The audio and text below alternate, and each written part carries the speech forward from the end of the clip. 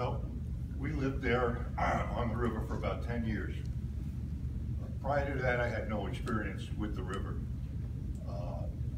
We came to find out that the gauge and the forecasts were pretty accurate, not only in the height that the river was going to come to, but the time. And in those 10 years, we came to really rely on your predictions, because they were, for the most part, correct. We lived through 3 floods. The first one, we had 2 houses on the river, about 100 feet apart, one lower than the other. The low house had water in it 3 times before this last flood.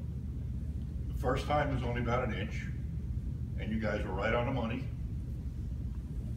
Next 2 times it was about 24 feet the river came up to, and put about 3 feet of water in that house, but nothing in our main house. The main house stayed dry at 24 plus. I'm not sure what the exact number was. So when you predicted 24 feet, we relied on it, and we prepared for 24 feet. We've been there twice before. We knew what was going to happen at 24 feet. And we moved our vehicles, and we have a barn that's up a little bit higher, and that was always safe at 24 feet. So we prepared. The tractor stayed in the tractor shed. That stayed fairly dry normally.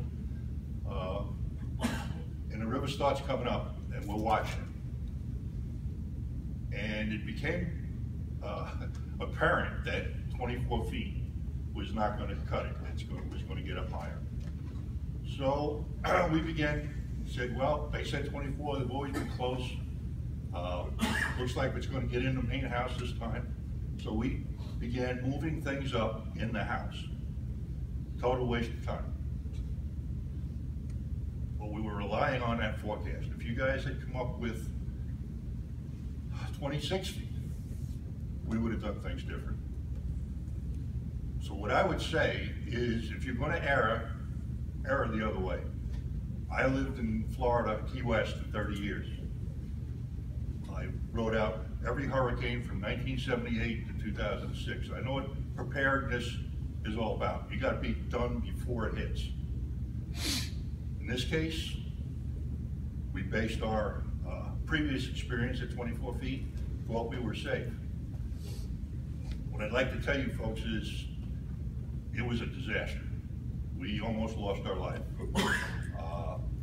About the time I realized that 24 feet wasn't going to be it, because the river started coming up as fast as we've ever seen it come up before. I said to my wife, grab the dogs, we're out of here. And it turned out to be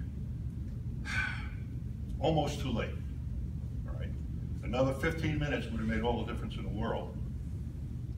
We had an attached garage. We got in the car with the 3 dogs and tried to back out the driveway. We didn't get 20 feet and the car floated. It was miraculous we got the doors open. My wife stepped out with a dog under each arm, and the current took her immediately. I was still stuck in the car. I hadn't got my door open. I watched her go 1 to 2 or 3 times as the current took her down away from the house. I got my door open. I had the 3rd dog under my arm. I was able to stand up. I couldn't go against the current, but I managed to crab sideways and go with the current, but over towards the tractor shack. And I had a big 4-wheel drive John Deere tractor that I got on. When I got on the tractor, the water was at the floorboards, about where the pedals were. By the time I fired the tractor up, it was over the pedals.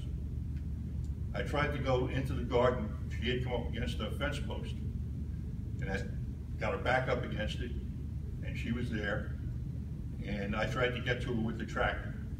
That water came up so fast that it went from the floorboard of the tractor to over the hood, and then we're talking a big tractor, and stalled the tractor out.